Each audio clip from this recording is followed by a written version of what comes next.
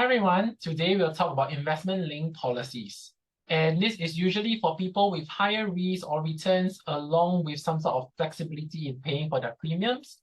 Then this perhaps will be for you. So let me share a story about investments, how investments work in real life. So in this case, we have coffee beans, all right? These shops are selling coffee beans and they are at loggerheads. They are selling at $5 each, not much in terms of difference in the quality of beans. And also in their store interior, about the same, packaging also about the same. So consider them as two identical coffee bean shops. And they are really competing to see who, right, gets the highest revenue or profits. But then, the business was okay, but then suddenly someone died from coffee. And the news spread across, the entire country. So what will happen, right? What will happen to the price?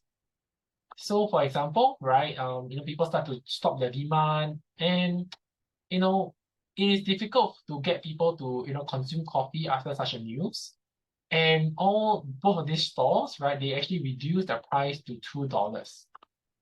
And somehow because B, he has a child and he needs to take care of the child, he needs to go back to corporate world, and then he needs to quit the business, right? He needs to leave the industry. Not because of any other means, not because of any other particular reason that coffee is not good, but he, because of family circumstances, he needs to quit the business. Now, because of that, right, what would A respond? How does A respond? So very simple. A actually, decides to buy coffee beans from B at a discount at $1, right? And B, passes all his stocks and supplies to A, and now A, right, can charge, $2, and suddenly, MOH also say that coffee beans, or essentially coffee is now safe to drink again. Then what happens to the price? It can go way higher, in fact, higher than before, because B has left the market and there is no more competition for it. And therefore, A's profits at his coffee beans about $7 now. So the idea here, of course, as you all know, buy low, sell high, right? And let us look more into investments itself. So there are three types of policies, or I guess three types of funds mainly, one of which would be accumulation, another of which would be distribution, and the last one, decumulation. How does this work, right? So accumulation, everyone knows, you continue putting in every year, right? And then through dollar cost averaging, through the returns on the market, the fluctuation on the market, you do make returns at a later date. Whereas for distribution, you can continuously, put in money and you can continuously get out some, from this. The same as how flexible cash works, but in this case, pretty small returns back to you, about 4.5% to 7%. Do not expect anything too much, right? And this actually helps you to pay off maybe even your insurance costs, for example, right? And towards the end, you can have a lump sum payout or choose to, keep your policy still intact. That's the same for all sorts of funds as well, right? You can choose to keep your policy even after the so-called maturity date, the end date of the premiums. And of course, distribution also exists in single premium only, right? Where it just gives you out all the payouts and hopefully keeping your capital sum intact. So for decumulation, it is only doable through a single premium only. Reason being is that it actually burns your cash reserves inside, it burns your investment value. So for example, if the fund makes about 5% returns, right, and they pay you out at 7%, that is how you can achieve the returns on decumulation. And first of all, the first point here we have is that investment risk is fully absorbed by the policy holder. Of course, in that case, higher risk means higher returns, and this can help us, grow our wealth much more effectively than a savings plan. Of course, this really depends on whether, you yourself can manage investments, or if you can't really do so, then, your financial consultant is there to help you. But financial consultants also need to be knowledgeable in what they are doing, and of course, not to harm you in any way. And for investments, definitely no capital guarantee at all, because all the 100% of your capital is being placed into investments where it is affected by the fluctuations of the market. And the third point here we have would be that some investment policies allow you to go for premium holiday without charges after 2 years, and this allows you for some premium flexibility just in case you might have a wedding coming up, you want to have the biggest and most luxurious wedding, or maybe you want to buy a condo 10 years down the road. You can choose to take out some premiums even, or choose to stop paying for your premiums. So that is a flexibility that it provides you. So there are some funds out there that also charges for fund switches, and also all unit trusts in banks out there, they charge you for fund switches. However, for investment-linked policies, all the price of all these fund switches, they are being included in the fees already. So essentially, they are free and unlimited. However, do take note that some insurers only allow free unlimited fund switches only after a certain number of years. So do take note of that. Yes, and of course for investments, you can also add riders if you would like for insurance. But of course, not really very recommended if you're looking for accumulation wise, right? Because the insurance do eat up your returns. And lastly, most of these plans, they have first year bonus and loyalty bonuses available. So what this does is that it provides you kind of like a leverage on the returns. They provide you a little bit more returns to ease the fees away. So we are now comparing across the different types of investment-linked policies. So there are three main types. The first one being liquid, right? So liquid means that the first 2 years you have to pay, but later on, right, maybe the next 8 years to 18 years or so, you can freely withdraw, you can freely stop your premiums as well. Your plan still continues, your growth still continues, all right? This is how liquid ILPs work. So the case here is that there's always a trade-off, right? When you have more liquidity, the insurer is less certain that you are able to pay the fees for them, because in all of these policies, you must pay fees, right? If you only put in for 2 years, as compared to a lock-in one that maybe you put in for 10 years, then the insurer only gets 2 years worth of fees if they were to charge the same fees, which is very unlikely. So for liquid ILPs, they will have a slightly higher charge as compared to lock-in ILPs. So for ILPs, the standard ones that are usually for the masses, they are quite acceptable in their fees, usually quite low. But of course, still check on the benefit illustration and also the policy document to really make sure that it's low. And the last type is that it's a very, very high welcome bonus with a lock-in ILP. So usually these are for high net worth individuals. But do take note, right? If this high welcome bonus is not for high net worth individuals, then be very, very careful of the fees, because the insurer might, have certain clauses or certain fees that, really break up to quite an amount, and it will burn you off. Because higher the welcome bonus, higher the fees. That is very natural, unless it's for high net worth individuals, right? Then yes, it's true they can have high welcome bonus, but slightly lower fees. The second point that we have here is liquidity.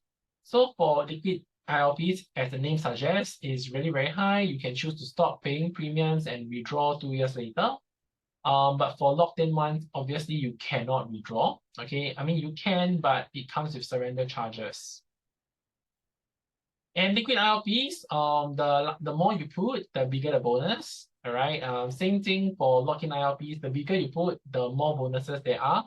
But if it's a plan for the masses, then not too much of a welcome bonus. For the high welcome bonus, obviously because of the name that it suggests, it is very high. It can range from 40% to 160%, depending on which insurer you're looking at, and the fees as well.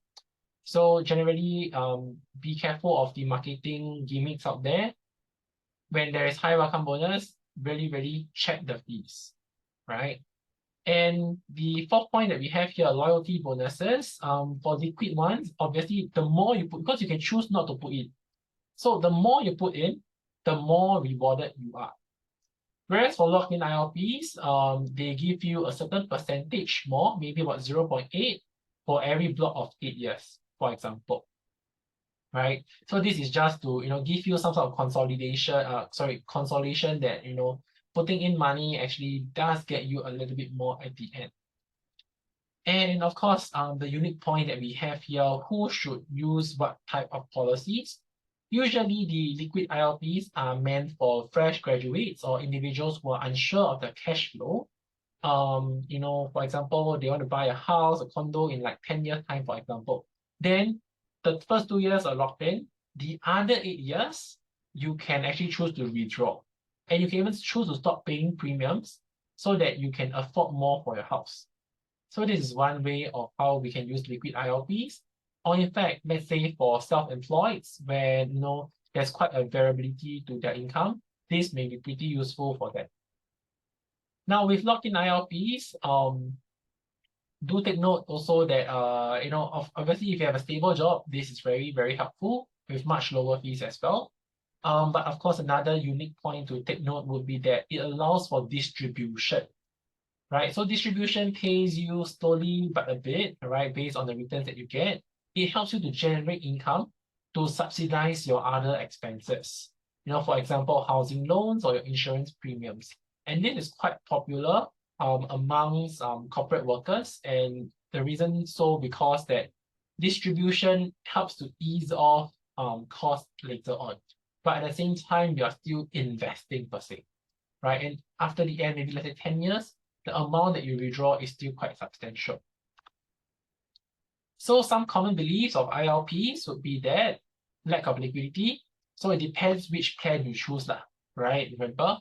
So and the second one is that there's high fees and low returns. So generally, as already addressed just now, the fees are not say particularly high, but do take note of certain clauses or certain insurance structures, right? And why do these things happen in the first place?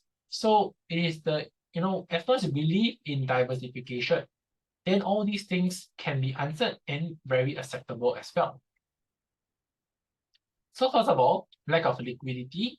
Some of the policies, in fact, most policies out there, they tend to be locked in. However, diversification, we are trying to diversify across time itself. We are trying to, build up for our retirement. And for all investments, if you were to take any 10-year period in any index in the world, all right, apart from maybe Hong Kong index, right, you can actually see that there will always be an increase. So as long as we are placing in the money over a period of time, you will very likely see returns. And this is really to help us plan for retirement. So ILPs are not meant to take your entire insurance portfolio from you, but rather set aside maybe 40 to 50% of what you want to invest, place it in an ILP, and use it for your retirement. So that this is your base that you have formed. The other things, the other 50%, you can take whatever risk that you want, right? You want to invest in crypto, you want to invest in Forex, up to you. At least your retirement is secured through an ILP with an insurer, right? So even so, why is that, there's crisis waivers in which if you are critically ill, even all your future premiums will be covered for. And that is how we can secure our retirement journey.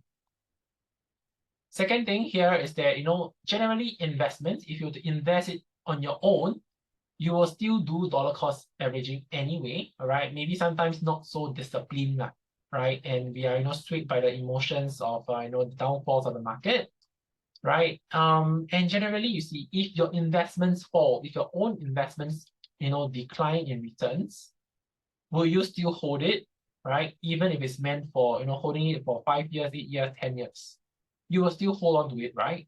So what is the lack of liquidity?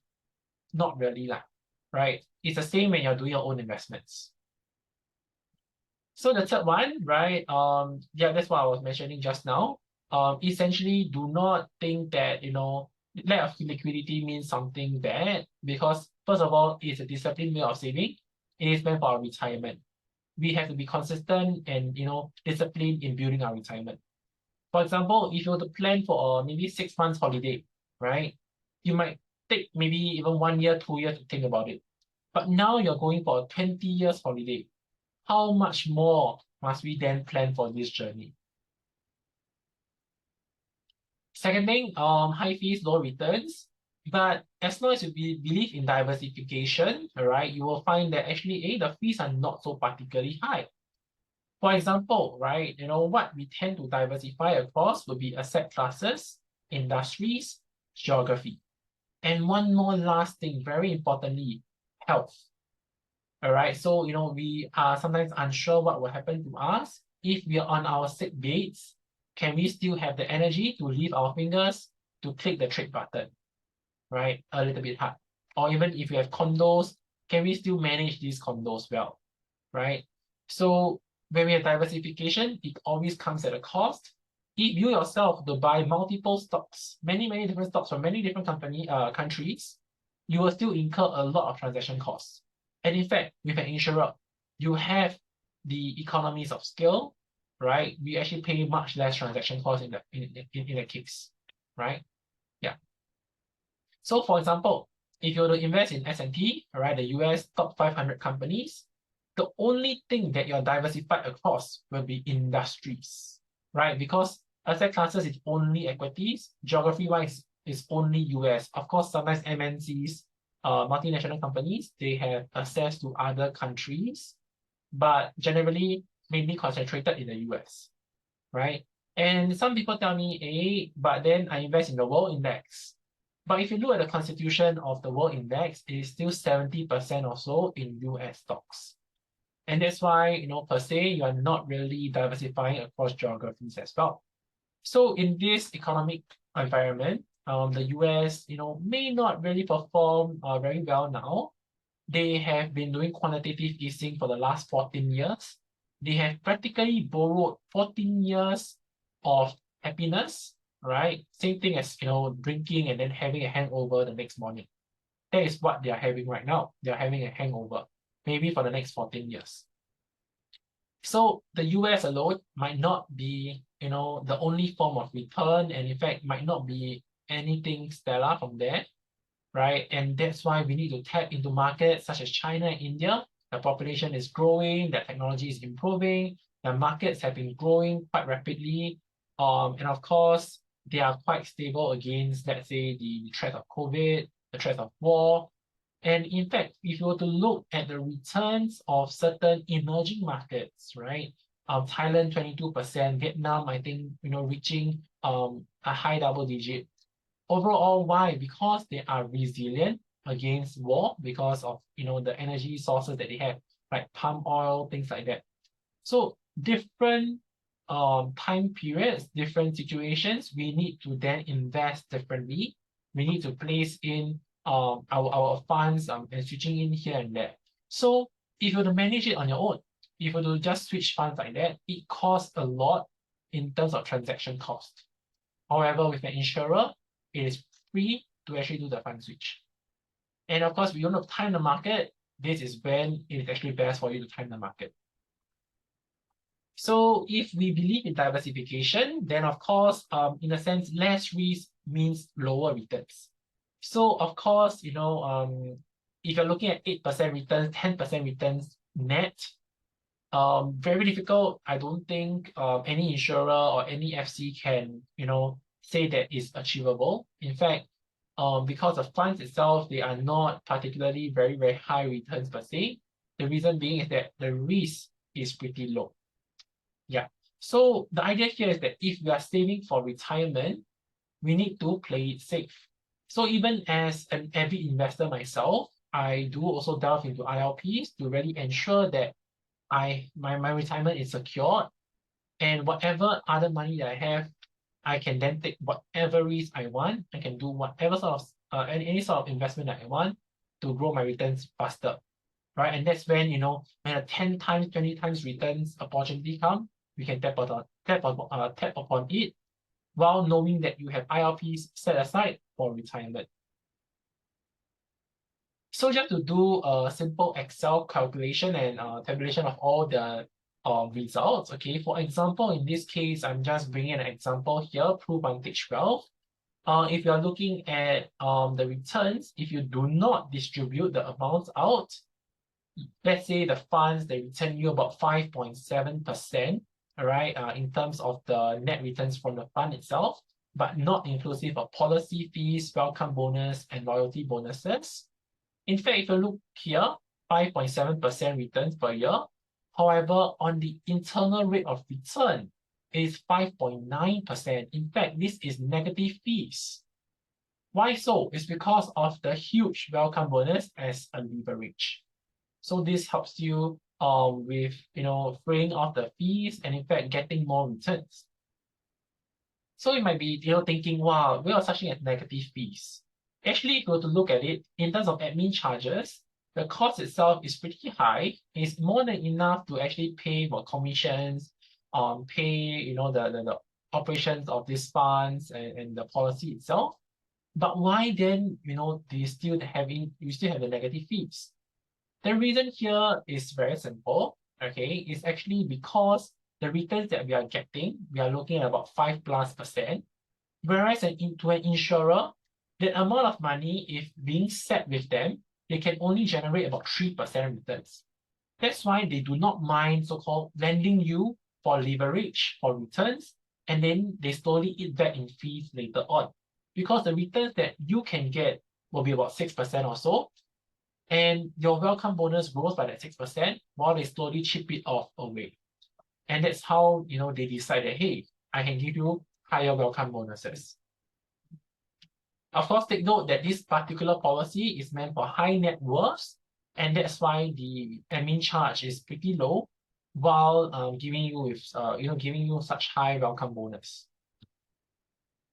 And in fact, if you were to distribute, if you choose a distribution fund, and if the distribution fund pays 7% per annum, your IRR, your internal rate of return, actually increases to 6.5%. And why is this so? It's because you get money back earlier and the admin charges decrease. Is lower than if you were to accumulate instead, right? Because you're taking out money, right? And then the net asset value will not be as high. And that's why admin charges are much lower. The returns to you on a time basis is the same. So therefore, your returns are higher because of lower admin charges when you distribute. So remember, when you distribute, you can actually waive off or subsidize your insurance premiums per se, or to spend on some other commitments that you have. Or you can even treat it as putting in less money the next year. So there's this trilemma that I like to always share about, is that first thing, when there's higher capital protection, right, it actually means lower risk, then you might not have higher returns or in terms of income generation. And also you might not then have the ability to have this liquidity. So in this first idea here is that, for example, savings plans, they have high capital protection, which means that very likely you have slightly lower returns, and you have lock-in as well, right? Because of the capital protection. But if you want high returns, the case is that you have to take higher risk in order to try to generate higher returns. And of course, in terms of liquidity, right? If it's a locked-in one, there will be less fees. But if it's a liquid one, then you have higher fees. So overall, yeah, that's all for investments. Hopefully this has been an eye-opener in the world of ILP.